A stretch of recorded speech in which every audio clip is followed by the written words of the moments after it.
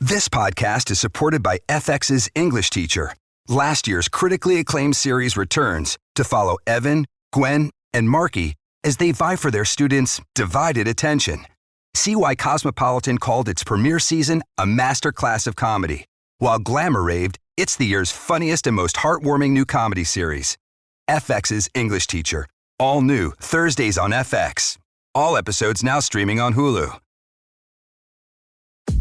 The new Popeyes and Hot Ones menu is fire flavor. Trust me because I'm about to eat it. Woo! That hits right away. Attempt the Popeyes Hot Ones menu in stores. Love that chicken from Popeyes. Limited time in participating U.S. restaurants. This is Optimal Relationships Daily, Teaching Kids to Let It Go by Rose Lounsbury of roselounsbury.com.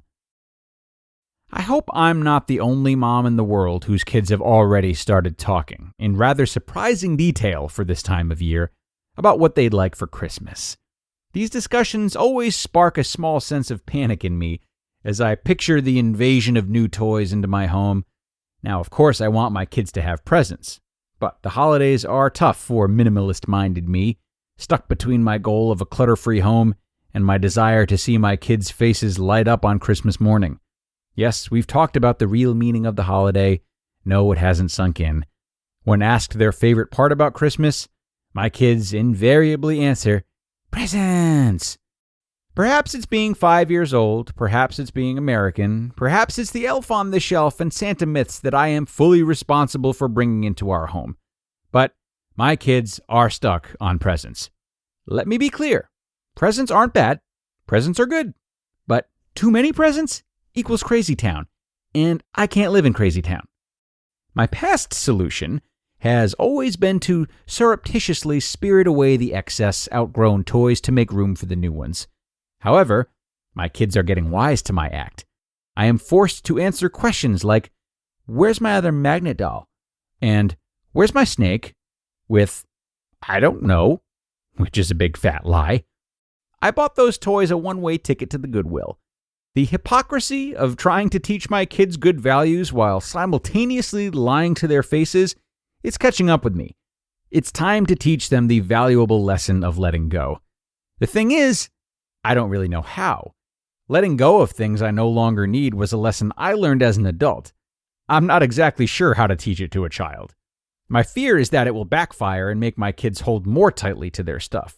But the alternatives are either, 1, putting up with too much stuff in my home, which will result in the crazy town residents I spoke of earlier, or 2, continuing to get rid of my kids' toys behind their backs, which will breed distrust, which will result in us being a future Dr. Phil family. Dr. Phil, so when did you start abusing drugs? My kid, it was around the time my mom threw out my G.I. Joes. The choice is clear. I must teach my kids how to let it go. Cue the Frozen theme music, please. Here is where I've started. Talking. When the kids start discussing their Christmas wish lists, I mention the kids in the world who don't have any toys. I talk about how we won't have any room for new toys in our house unless we choose some old toys to give away to kids who need them.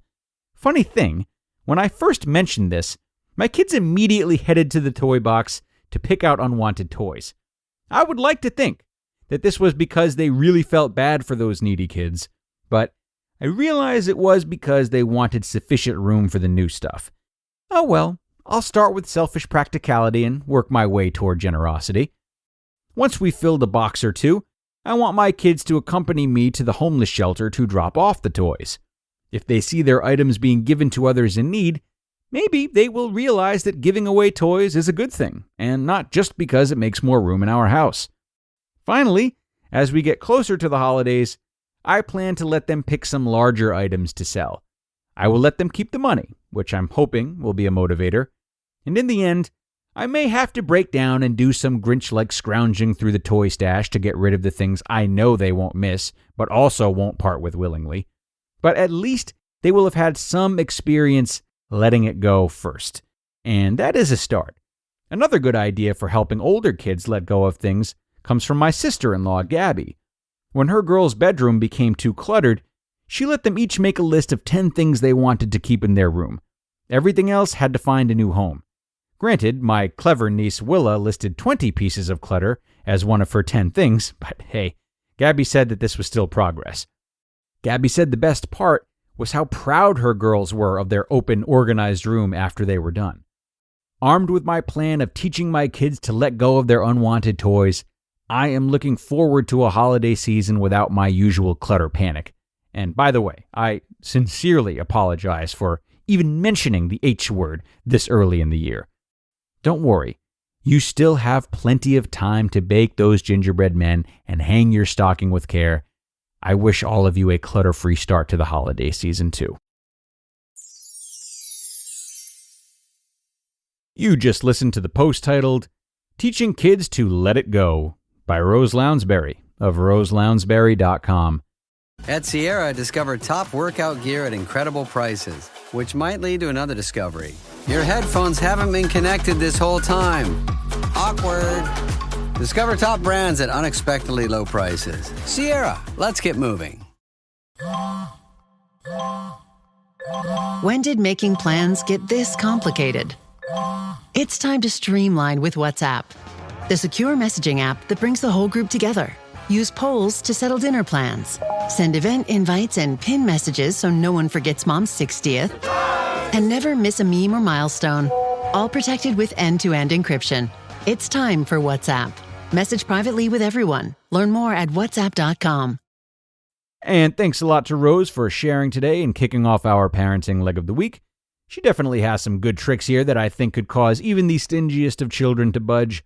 But I think what I love most is her willingness to start talking to her kids about getting rid of toys as opposed to doing it behind their backs. If you choose to do the same, in addition to explaining to them the fact that there are other children in need, it might not also be the worst idea in the world to use their playfully selfish nature as leverage. Let them know the benefits that there will be for them by removing toys. And let it be a junior introduction to minimalism if that is something you value as a parent. Some examples can be more space to play with the toys they do have and the new ones they'll get, as well as having less cleanup time, which would have definitely sold me as a kid. So good luck out there, parents. We're in your corner as always here on ORD, and we will be back tomorrow with another parenting post actually. So if you took something from this one, be sure to stop in again then. We are done now, but I will hope to see you tomorrow where your optimal life awaits.